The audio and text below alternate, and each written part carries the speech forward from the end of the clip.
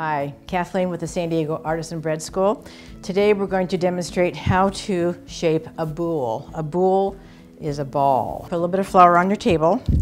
What you're not going to want to do is this. This amount of flour, what's going to happen is as you roll your dough across it and roll your dough together, it's going to create two surfaces that will not adhere to each other. So you want to be real sparing with your flour. This is more of what you're going to be looking for. Okay, this is the top of my loaf. That's the ragged bottom. I'm going to put the top down.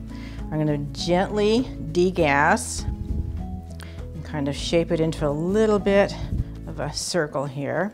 What we're going to do is we're going to pull the edges up and we're going to make kind of a ball. Just fold it up into itself. Okay, here's the nice smooth, going to be the top of your loaf. Find a little section of your counter that doesn't have a lot of flour on it. Lay your boule on it. I'm going to cup my hands around it and slide them towards the boule. I'm going to move the boule about an inch. That's all I'm going to do. What I'm doing is I'm creating surface tension on the top here. I'm going to turn it a quarter of a circle.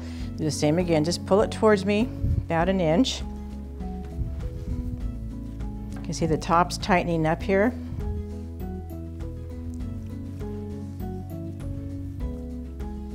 And what I'm doing is I'm aligning all of my gluten strands. Look how that's sitting up so nice and high now.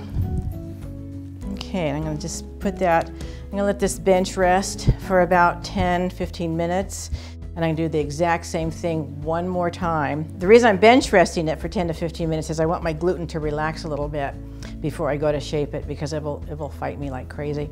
If you ever tried to make pizza and you're rolling out your pizza dough and it starts rolling back up on your rolling pin, if that happens to you, throw a towel over it, let it sit for 10 minutes, your gluten will relax and you'll be able to shape it the way you want. And that's what we're doing with the bench rest now, is we're just letting the gluten relax. Okay, we're back. Our dough has been bench resting for 15 minutes. We're going to go ahead and shape up our boule. And take my bench knife, I'm going to pick it up. I've got a lightly dusted surface. I'm going to very gently degas one more time.